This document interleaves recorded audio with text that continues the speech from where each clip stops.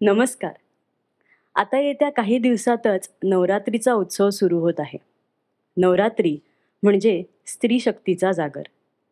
देवीच्या, स्त्रीच्या विविध रूपांचं पूजन. आणि या नवरात्री विशेष भागात आज ज्या तरुणीशी आपण बोलणार आहोत, गप्पा मारणार आहोत, तिला पाहिल्यावर किंवा तिच्या वेगवेगळ्या कामाचे पोस्ट, फोटो जेव्हा ती सोशल मीडियावर टाकते किंवा कुठल्याही कार्यक्रमाला मी तिला बघते, त्यावेळी तिच्याविषयी एकच शब्द माझ्या मनात येतो. तो म्हणजे अष्टभुजा. कारण ती एवढ्या वेगवेगळ्या क्षेत्रात अगदी समर्पित वृत्तीने कार्यरत आहे. कधी तिच्या हातात तिने लावलेलं, तिने जगवलेलं एखादं रोपटं असतं. कधी तिच्या हातात एखादं पुस्तक असतं आणि ती अगदी समरस होऊन विद्यार्थ्यांना शिकवत असते. तर कधी एक उत्तम सूत्रसंचालिका, एक वक्ता म्हणून तिच्या हातात माईक असतो. कधी सापाला जीवनदान देणारी ती एक सर्पमित्र असते. कधी एक योग प्रशिक्षक असते. कधी एक उद्योजिका असते. तर कधी मानसिक आरोग्य ते सुजाण पालकत्व अशा वेगवेगळ्या विषयांवर कार्यशाळा घेणारी एक उत्तम प्रशिक्षक असते. आणि या या आणि अशा अनेक क्षेत्रात जिचं भरीव आणि खूप चांगलं असं काम सुरू आहे. युवा वर्गातील माझी एक आवडती व्यक्ती आज आपल्यासोबत आहे. ती आहे समृद्धी सुनील गणपुले. नमस्कार. आजच्या ह्या खास अशा कार्यक्रमात मला इथे बोलवलं म्हणून अगदी मनःपूर्वक आपले आभार व्यक्त करते. आणि आज तुम्हाला पाहून 2 ओळी आठवल्या, त्या सुरुवातीला अगदी तुमच्यापर्यंत पोहोचवण्याचा प्रयत्न करते. शब्दांना जपावे, शब्दांना आठवावे. शब्दांना जपावे, शब्दांना आठवावे. साहित्यामध्ये त्याच शब्दांना सजवावे. खूप छान समृद्धी. अगदी छान अशी शब्द फुलं तू गुंफलीस माझ्यासाठी. त्यासाठी धन्यवाद. समृद्धीबद्दल सांगायचं, तिचा परिचय करून द्यायचा तर थोडक्यात तो करून देणं खरंच अशक्य आहे. पण सध्या मी काय ते थोडक्यात सांगते. मग तिच्या बरोबर बोलताना आपण आणखीन तिच्याबद्दल जाणून घेऊया. तिने MSc मॅथमॅटिक्स चं शिक्षण घेतलं आहे. त्याचबरोबर वैदिक मॅथमॅटिक्स म्हणजेच वैदिक गणित आणि योग प्रशिक्षक या दोन्ही विषयांसाठीची ती प्रशिक्षक आहे. त्याचप्रमाणे तिने 350च्या वर कार्यक्रमांचं सूत्रसंचालन केलं आहे. त्यात अगदी कौटुंबिक कार्यक्रमापासून ते शासकीय कार्यक्रमांचा समावेश आहे. आणि समृद्धी कोचिंग क्लासेस या कोचिंग क्लासेस अंतर्गत तिचं स्वतःचं कोचिंग क्लासेस आहेत. ती गणित हा विषय विद्यार्थ्यांना शिकवते 9वी ते 12वीच्या विद्यार्थ्यांना. त्याचप्रमाणे तिचे वडील श्री सुनील गणपुले यांच्या समृद्धी नर्सरीत ती स्वतः सक्रिय आहे. ते काम ती स्वतः आता पाहते. आणि आशा फाउंडेशन हे तिने सुरू केलेली एक संस्था आहे, ज्याद्वारे ती पालकांना मार्गदर्शन करते. बागकाम हा तिचा आवडता छंद आहे आणि त्यासाठी तिने स्वतः प्रशिक्षण तर घेतलं आहेच, पण इतरांनाही ती मार्गदर्शन करत असते. आणि वेगवेगळ्या विषयांवर तिने कार्यशाळा घेतल्या आहेत, प्रशिक्षणं घेतली आहेत. आणि अशा वेगळ्या वेगळ्या क्षेत्रात तिचं खूप भरीव असं काम आहे. आणि एवढ्या लहान वयात म्हणजे आत्ताच तिचं शिक्षण पूर्ण झालं आहे. हे तिचं कार्य पाहून खरंच खूप कौतुक वाटतं. समृद्धी, खरंच खूप छान वाटतं की तुझ्यासारखी आज म्हणजे एक पाहुणी आज आम्हाला इथे भेटली आहे. तुझ्याशी खूप गप्पा मारायच्या आहेत, खूप जाणून घ्यायचं आहे तुझ्याबद्दल, तुझ्या कामांबद्दल. तर सुरुवात करूया. मला थोडंसं तुझ्या फॅमिली बॅकग्राऊंड म्हणजे तुझ्या कुटुंबाबद्दल तुझ्याकडून जाणून घ्यायला आवडेल. खरं तर माझं कुटुंबच ही माझी शक्ती आहे. कारण अगदी लहानपणापासून घरातल्या वातावरणामुळे आणि घरातल्या सगळ्या पॉझिटिव्ह माइंडसेटमुळे प्रत्येककडे जाणं हे शक्य झालं. अर्थात माझी आजी म्हणजे आई, ह्या मला कायम वेगवेगळ्या कार्यशाळेने घेऊन जायची. अगदी तबला, मग भरतनाट्यम, मग पेटी आणि त्यानंतर कुठेतरी कीर्तन, अशा सगळ्या गोष्टी तिने सांभाळत असताना मी कुठचीच कार्यशाळा जरी कंटिन्यू केली नाही, तरी पण ती माझ्याबरोबर यायची आणि तेच सगळ्यात मोठं समाधान होतं आणि तीच सगळ्यात मोठी ताकद आहे असं मला वाटतं. त्यामुळे कुटुंब हे माझ्यासाठी सर्वस्व आहे आणि कुटुंबामुळेच आज मी इथे उभी आहे. समृद्धी तू म्हणालीस, की तू कुठलीहीच कार्यशाळा म्हणजे काही कार्यशाळा तू पुढे नाही कंटिन्यू केल्यास. पण मला वाटतं, की ते ह्या सगळ्या कार्यशाळांना जेव्हा तू जायचीस, त्यावेळी जे संस्कार व्हायचे ते अजून तुझ्यासोबत आहेत. पुढचा प्रश्न मला असा विचारायचा आहे, की आम्ही म्हणजे बहुतेक लोकं साप बघितला सुद्धा की घाबरतात. पण तू तर म्हणजे सापांना जीवनदान देतेस, त्यांना पकडतेस. मग तू सर्पमित्र कशी झालीस? तर काय व्हायचं, की नेहमी नर्सरीमध्ये जायचे आणि त्यावेळेला बाबांनी सुद्धा एकदा दोनदा तसा साप धरायचा एक अटेम्प्ट केलेला होता आणि तो कुठेतरी मनात कायम चालू राहायचा.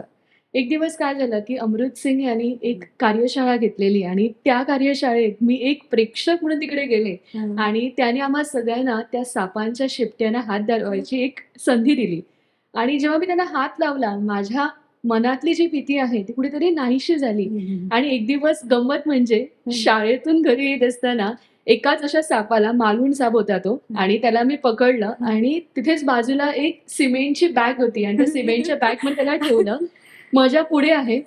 मोठा प्राउड फीलिंग कारण मी पहिल्यांदा आयुष्यातला पहिला साप एकटीने धरला. हा जो मनात होणारा एक वेगळा विश्वास होता, त्याच विश्वासाने ती पिशवी घरात घेऊन आली आणि येत असताना त्या पिशवीला कुठेतरी बारीकसा होल होता. अरे तो बापरे! साप त्या होलातून कधी बाहेर आला आणि पायावर खेळ खेळायला लागला हे कळालं नाही. पण घरी गेल्यानंतर कौतुकाचे 2 शब्द ऐकण्याअगोदर कुठे ना कुठेतरी आई-बाबांचा राग तिथे दिसून आला. तरी पण आईने त्यावेळेला 2 शब्द जरी बोलले असतील, तरी बाबांनी भरपूर सहकार्य केलं. मला एक समृद्धी जाणवलं, की जेव्हा मी तुझ्या पोस्ट्स वगैरे बघते, की तुझ्या आता समृद्धी कोचिंग क्लासेस आहे. पण शिकवणी फक्त शिकवणी म्हणजे फक्त अभ्यास शिकवला, तो विषय शिकवला असं नाही, तर वेगवेगळे उपक्रम तुम्ही त्यात राबवत असतात. हं. तर त्याविषयी आम्हाला जरा सांग? खरं तर प्रत्येक माणूस घडण्यामागे त्याची शाळा असते, त्याची हाय सेकंडरी असते आणि कॉलेज असतं. हं. आणि माझ्या पूर्ण प्रवासामध्ये हं. कुठे ना कुठेतरी माझी जी शाळा आहे, ती माझ्याबरोबर अगदी खंबीरपणे उभी होती. अरे वाह! त्यानी मला वेगवेगळ्या क्षेत्रात पार्टिसिपेट करायची संधी दिली आणि ती संधी अगदी मनापासून मी एन्जॉय करत होती आणि तोच भाव मनामध्ये ठेवून आता माझ्या अंडर जी मुलं आहेत, हं, हं. त्या आपल्या परिवाराला कुठे ना कुठेतरी ह्या सगळ्या सवयी लागाव्या, ह्याच एकमेव उद्देशाने आम्ही वेगवेगळे कार्यक्रम इथे त्यांच्यासाठी आयोजित करतो आणि त्यावेळेला सगळ्यांचं सहकार्य असतं आणि त्यामुळे भरपूर मजा येते. मुलांचे एक-एक अनुभव मुलांबरोबर घालवण्याला तो प्रत्येक क्षण आम्हाला कुठेतरी समाधानकारक असा ठरतो. त्यातले काही उपक्रम त्याबद्दल सांगशील? वार्षिक जी आम्ही ॲक्टिव्हिटी मुलांसाठी घेतो, ती ॲक्टिव्हिटी अशी, की मुलांनी आपल्या पॉकेट मनीतून कुठे ना कुठेतरी ₹45 एकत्र करायचे हां. आणि ते पैसे घेऊन आम्ही निअर बाय जे काही आमची दुकानं आहेत, त्या दुकानामध्ये जातो. हां. मुलांना बार्गेनिंग कसं करायचं ह्या गोष्टी आम्ही तिथे बापरे! शिकवल्या जातात आणि त्या सगळ्या त्यांनी गोष्टी एकत्र करायच्या आणि मग जेवणाचा बेत जो आहे तो तयार अरे करायचा. वाह! आणि तो कसा? तर तो सिलिंडर किंवा गॅस असं एकत्र करून नाही, तर चुलीवरचं जेवण हे आम्ही मुलांना अरे वाह! करायला प्रोत्साहित करतो आणि ते करत असताना मुलांचं जेवण अगदी पटापट रेडी होतं. कारण ते आग पेटवायच्या वेळेला कुठे ना कुठेतरी तेल वापरतात आणि मुली ज्या आहेत त्या एकदम प्रामाणिकपणे ते आग चालू करायचा प्रयत्न करतात. त्यामुळे एक-एक मजेशीर अशा गोष्टी ते घडतात. भन्नाट असे. त्यानंतर आम्ही एकदम असं मोठं जे ताट रेडी होतं, त्यामध्ये सगळ्या तऱ्हेचे आयटम असतात. त्यामुळे ते जेवताना, ते चव घेत असताना भरपूर मजा येते आणि एक वेगळा आनंद मिळतो. आणि ह्या उपक्रमाबरोबरच स्टेज फिअर जाण्यासाठी आम्ही त्यांना वेगवेगळे उपक्रम राबवतो आणि त्यामध्ये कम्युनिकेशन स्किल त्यांची बरी होण्यासाठी किंवा त्यांचं लिखाण बरं होण्यासाठी आणि त्याचबरोबर त्यांच्यामध्ये कुठे ना कुठेतरी लीडरशिप क्वालिटी एका बऱ्या पद्धतीची व्हावी म्हणून आम्ही एक वेगवेगळ्या सेशन्स प्रत्येक महिन्याला ऑर्गनाइज करण्याचा प्रयत्न असतो आणि ह्या सेशन्समध्ये आम्ही एखाद्या वेळेला कुठचातरी डॉक्टर किंवा इंजिनियर किंवा एक बरा उद्योजक आणण्याचा प्रयत्न करतो. हां. त्यामुळे त्यांचं कुठे ना कुठेतरी अनुभव घेऊन मुलांनी आपल्या आयुष्याची कुठेतरी बरी वाटचाल करावी, हं. हा एकमेव उद्देश असतो आणि ह्यामध्ये पण मुलं अगदी मनापासून रमतात. त्या गोष्टी आत्मसात करण्याचा प्रयत्न करतात. कारण सगळी ही जी मुलं आहेत, ती एकदम गावातली मुलं आहेत. हं, त्यामुळे ज्या गोष्टी शहरातल्या मुलांकडे असतात, त्या त्यांना लगेच उपलब्ध होत नाही आणि त्या उपलब्ध व्हाव्या म्हणून प्रत्येक महिन्याला काहीतरी एक वेगळा उपक्रम ते मग एक कॉम्पिटिशन असू दे किंवा लीडरशिप क्वालिटी वाढवण्यासाठी केलेली एक क्लीनलीनेस ड्राईव्ह असू दे अरे किंवा वाह! झाडं लावण्याचा सारखा उपक्रम असू दे, हं. ह्या सगळ्या गोष्टी अगदी मनापासून आम्ही त्यांच्यासाठी करत असतो. खूप छान. कारण कोचिंग क्लास म्हटलं, शिकवणी वर्ग म्हटलं, की एखादा विषय शिकवला एवढ्यापर्यंतच तुम्ही मर्यादित न राहता मुलांच्या सर्वांगीण विकासावर भर देत आहात आणि हे खूपच कौतुकास्पद आहे. अ, आणि कोचिंग क्लासेसच नाही तर नर्सरीबाबतही मी म्हणेन, की जेवढं मी ऐकलंय किंवा मी वाचलंय, तुम्ही फक्त झाडं विकण्यापुरते किंवा त्या संबंधित काही कामं असतील तेवढ्यापुरतं तुमचं काम मर्यादित नाही आहे. तर पुढे जाऊन लोकांनी ती झाडं कशी वाढवली, ती जगवली याचाही पाठपुरावा तुम्ही करत असतात. अ, तर त्याविषयी काय सांगशील? तर जेव्हा मी बाबांबरोबर नर्सरीमध्ये जायची, त्यावेळेला वेगवेगळ्या लोकांची माझी ओळख व्हायची आणि बोलण्याची एक वेगळीच आवड असल्यामुळे लोकांबरोबर लगेच कनेक्ट व्हायची. तर हा संबंध पुढे कसा न्यावा यासाठी आम्ही WhatsAppवर ग्रुप केला. त्यावर लोकांविषयी चर्चा म्हणजे झाडांविषयी आम्ही चर्चा करायला लागलो आणि ते सगळं करत असताना आम्ही ग्रीन वीक म्हणून सेलिब्रेट करायला घेतला. ज्या वीकमध्ये आम्ही प्रत्येकाच्या घरी जायचो, त्यांच्या घरात असलेल्या सगळ्या झाडांचं निरीक्षण करायचो. अरे वाह! काही छोट्या-मोठ्या ज्या काही चुका असतील, सुधारणा असतील, त्या त्यांना सांगण्याचा प्रयत्न करत असतो आणि हे सगळं करत असताना त्यांना सुद्धा एक प्लॅटफॉर्म मिळावं. हं. त्यांची सुद्धा झाडं ही लोकांपर्यंत पोहोचावी, ह्याच उद्देशानं आम्ही वार्षिक गार्डन कॉम्पिटिशन सुद्धा ऑर्गनाइज अरे करतो वाह! आणि आज सांगताना भरपूर आनंद होतोय, की ह्या कॉम्पिटिशनमध्ये जवळ-जवळ 100 अधिक पार्टिसिपंट अरे असतात वाह! आणि ह्यात वयाची मर्यादा अजिबात नाहीये. ह्या कॉम्पिटिशन्समध्ये अगदी लहान मुलांपासून ते वयस्कर लोकांपर्यंतचा सहभाग आम्हाला ह्या कॉम्पिटिशनमध्ये बघायला मिळतो. उद्योजक म्हणून तू आता या क्षेत्रात वडिलांबरोबर आहेस. पण जेवढं आहे तेवढंच न करता त्याच्या पुढेही तुम्ही जात आहात आणि हे खूपच छान आहे, की अगदी समर्पित वृत्तीने तुम्ही यासाठी काम करत आहात. तर एक प्रश्न मला असा आहे, की बागकामाची तुला आवड आहेच हं, आणि लहानपणापासून तू तुझ्या वडिलांबरोबर नर्सरीत म्हणजे तुझं लहानपण त्यातच गेलं. हं, हं. तर अ, उद्योजका म्हणून त्याच क्षेत्रात पुढे जाणं हे सोपं होतं, की त्यात काही नवीन आव्हानं होती? सोपं तर अजिबातच नव्हतं. कारण ज्या वेळेला मी ह्या क्षेत्रात थोडंसं लक्ष घालण्याचा प्रयत्न केला, हं, कारण मला आवड असल्यामुळे आणि खास करून घरातली झाडं म्हणजे इनडोअर झाडं, ती आमच्या नर्सरीत त्यावेळेला इतकी नव्हती. हं, तर बाबांना मी सहजपणे म्हटलं, की आम्ही पण ती झाडं जी आहेत ती ठेवूया. त्यामुळे म्हणजे नर्सरीत येणाऱ्या प्रत्येक माणसाला ह्या गार्डनिंगविषयी ज्या काही गोष्टी आहेत, त्या उपलब्ध झाल्या पाहिजेत. तर बाबांनी भरपूर सहकार्य केलं. हं, हं. बाबा इतकेच म्हणाले, की आता आपण इन्व्हेस्टमेंट जे करतोय, हां. त्यावेळेला इन्व्हेस्टमेंट एक 4 ते 5 लाखांची होती. तर ते वाढवण्याचा प्रयत्न माझा झाला पाहिजे, इतकं बाबांनी सांगितलं. एखाद्या वेळेला तर लॉस पण झालेला आहे. म्हणजे अगदी एकदम झाडं अशी पुढ्यात आली आहेत. झाडांचा कसा मेंटेनन्स त्यावेळेला इतकं माहीत नव्हतं. तर अक्षरशः ट्रेच्या ट्रे सुद्धा नुकसान झालेलं मी पाहिलेलं आहे ह्या डोळ्यांनी. आणि त्याच वेळेला कुठेतरी एकदा बराच सेल व्हायचा आणि सेल होण्यासाठी आम्ही हं, वेगवेगळ्या एक्झिबिशनमध्ये जायला लागलो. हं. तर एक्झिबिशनमध्ये गेल्यामुळे नवीन माणसं, नवीन वातावरण आणि त्यावेळेला नवीन अनुभव सुद्धा आम्हाला मिळायला लागले. त्यामुळे बाबांमुळे खूपशा गोष्टी मी करायला शिकले. हं, कारण त्यांनी उद्योजिका घडवण्या हं. म्हणजे मागे त्यांचा भरपूर मोठा असा भाग आहे. कारण त्यांनी फायनान्शियल बाबतीत सहकार्य केलंच. पण ज्यावेळेला आपण एखादी गोष्ट अचीव्ह करू शकत नाही, त्यावेळेला जो होणारा मानसिक त्रास आहे, त्या हं. मानसिक त्रासात सुद्धा ते माझ्याबरोबर सहभागी झालेले आहेत.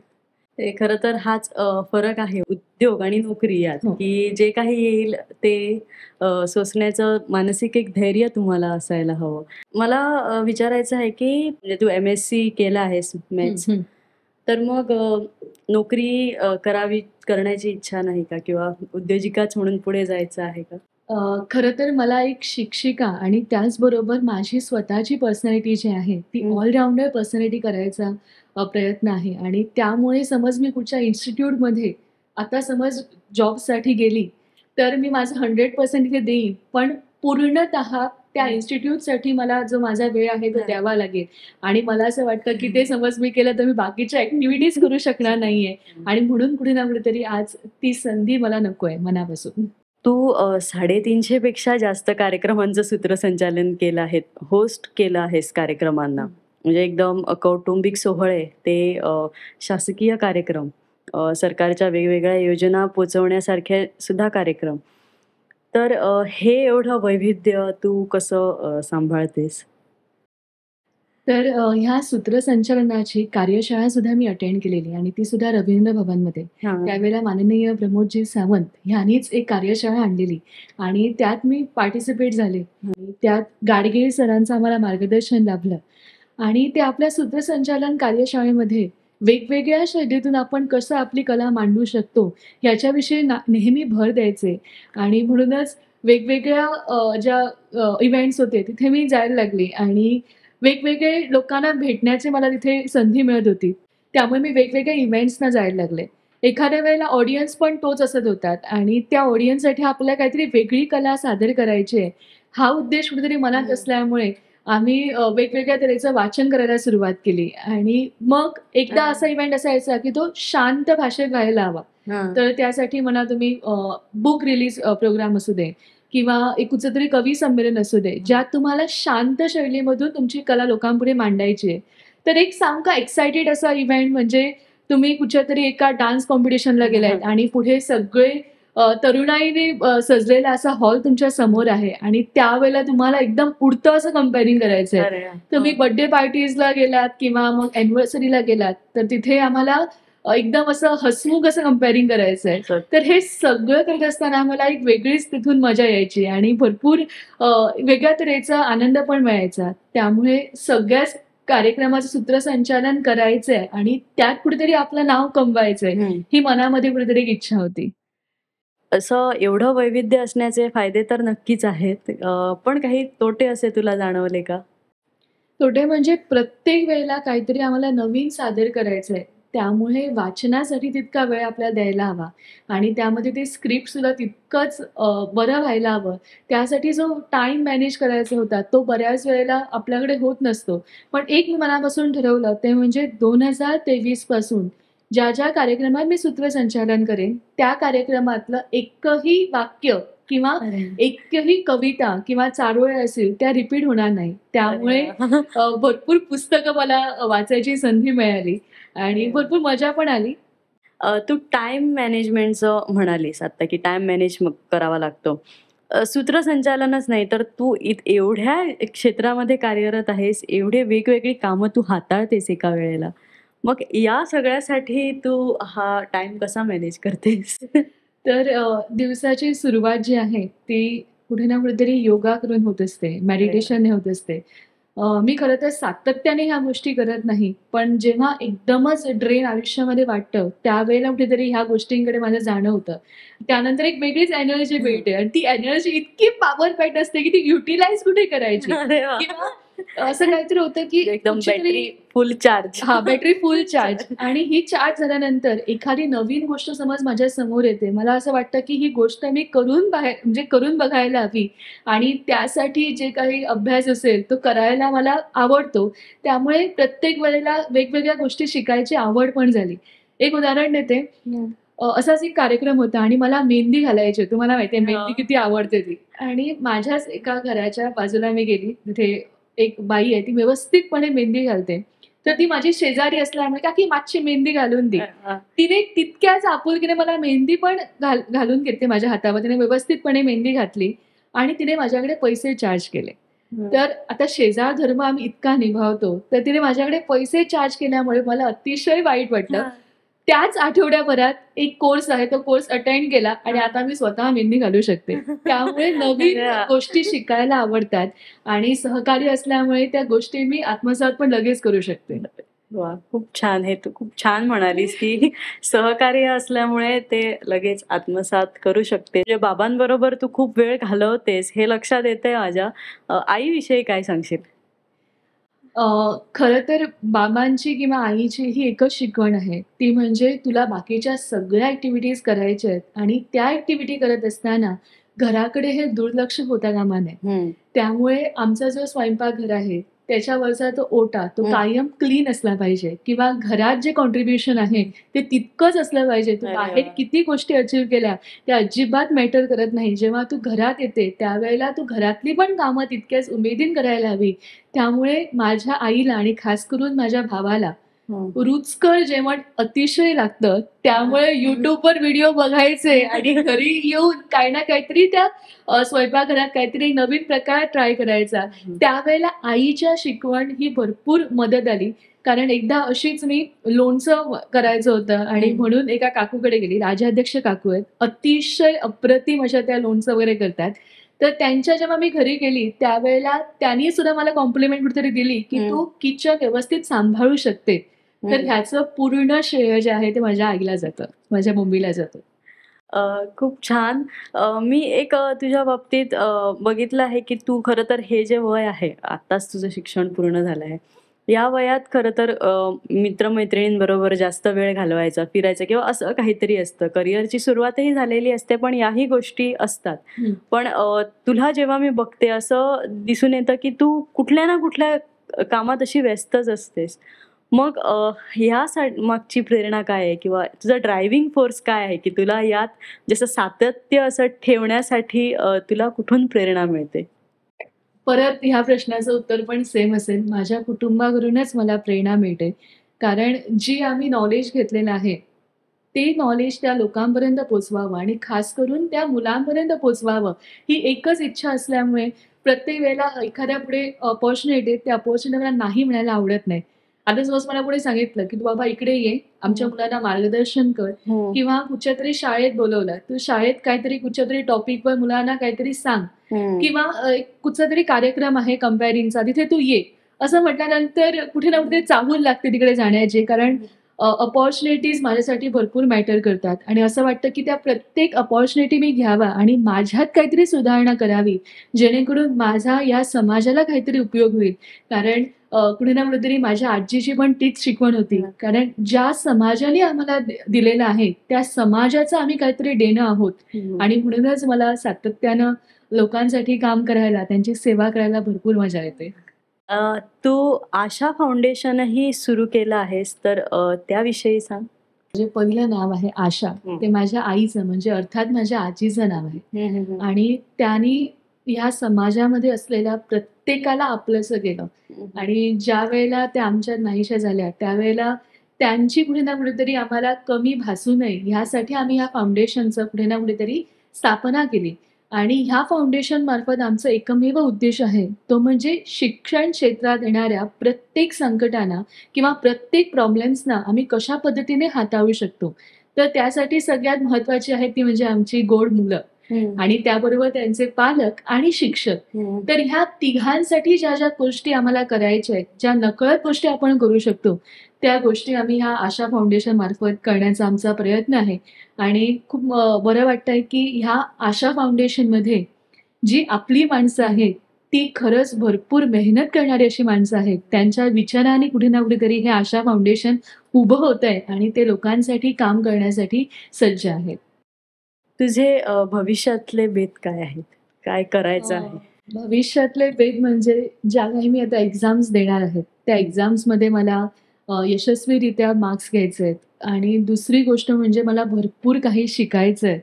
म्हणजे ज्या गोष्टी मी मुलांसाठी बऱ्या पद्धतीने देऊ शकते, त्या सगळ्या गोष्टींचं कुठे ना कुठेतरी शिक्षण मला घ्यायचं आहे आणि त्यासाठी योगा हा विषयच मला सांभाळायचा हं. आहे आणि हे सांभाळत असताना कुठे ना कुठेतरी असं वाटतंय, की लोकांना भरपूर प्रॉब्लेम्स आहेत आणि ते प्रॉब्लेम समज मला समजून घेऊन त्यांना काहीतरी उपाय द्यायचा असेल, हं. तर सायकॉलॉजी हा विषय सुद्धा आपलासा करायचा पडेल आणि म्हणून भविष्यातले ते प्लॅन्स माझे आहेत. तू वैदिक मॅथेमॅटिक्स म्हणजेच वैदिक गणित हा विषयही शिकवतेस. मी तुला एक रिक्वेस्ट करेन, की जरा आम्हाला या विषयाबद्दल थोडी सविस्तर माहिती दे. ओके. तर सगळ्यात अगोदर मी ह्या विषयाकडे का आली? हं. तर कायम मॅथ्स हा विषय जवळचा असल्यामुळे सगळ्या माझ्या मैत्रिणींना, मित्रांना किंवा आता माझ्या कोचिंग क्लासमधल्या मुलांना हं. हा विषय कायम जड असा जायचा. कायम कठीण विषय. हं. तर तो हो. सोपा कसा नक्कीच. करायला हवा? तर त्याला एकमेव उत्तर म्हणजे वैदिक मॅथ्स. हं. तर आता आपण संवाद करतोच आहे. हां. 2 अक्षरी मला अंक दे आणि मल्टिप्लाय बाय 11 केल्यानंतर जे काही उत्तर येईल ते तुला मी सांगेन. 15. 15. हां. तर मल्टिप्लाय बाय 11 केल्यानंतर आन्सर असं येईल 165. Okay. Okay. So we me can check check, नाही we can check and we can show our audience as well. एका सेकंदात तिने उत्तर दिलं आहे आणि येस 165. 165. ओके. आणि एक ट्रायल म्हणून. जरा कठीण बरं. सुद्धा विचारल्यावर चालेल. 47. 47. सो उत्तर आहे 517. अरे बापरे! मी तर फक्त बघतच आहे सध्या तिच्याकडे. सो इट इज हे पण 517. तर बरोबर आहे. असं गणित कितकं सोपं होऊ शकतं हां. आणि किती क्विक होऊ शकतं ह्याचं एकमेव उत्तर मी आता सांगितल्याप्रमाणे ते वैदिक मॅथमॅटिक्स आहे. हं. तर हा विषय आपण का हाताळला पाहिजे? कारण ह्या विषयाने एकतर प्रत्येक मुलाचा आत्मविश्वास वाढतो आणि त्याला गणिताची इतकी गोडी लागते, की त्याला पुढे गणित हाच विषय घ्यावा असा वाटतो आणि ते मला खूप माझ्या मनापासून करायचंय. मला खरंच असं आता वाटू लागले, की समृद्धी मला अगोदर भेटायला हवी होती. कारण शाळेपासूनचा माझा मॅथ्स, गणित या विषयाची जी भीती आहे ती अजूनही आहे.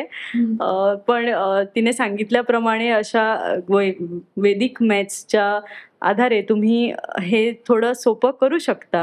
हं. तर तू त्याचे काही क्लासेस घेतेस का सध्या? क्लासेस म्हणजे जशी लोकांची रिक्वायरमेंट असतील. आता भरपूरशा शाळेमध्ये मुद्दाम बोलवतात एक सेशन घ्यायला. ते एक 3 तासाचं असतं, कुणाला दिवसभराचं असतं किंवा नाहीतर मग ऑनलाईन. ऑनलाईन त्यामुळे जितके पार्टिसिपंट्स हवे तितके पार्टिसिपंट जमल्यानंतर आम्ही त्यांना ऑनलाईन जे आहे ते वैदिक मॅथमॅटिक्स शिकवू शकतो.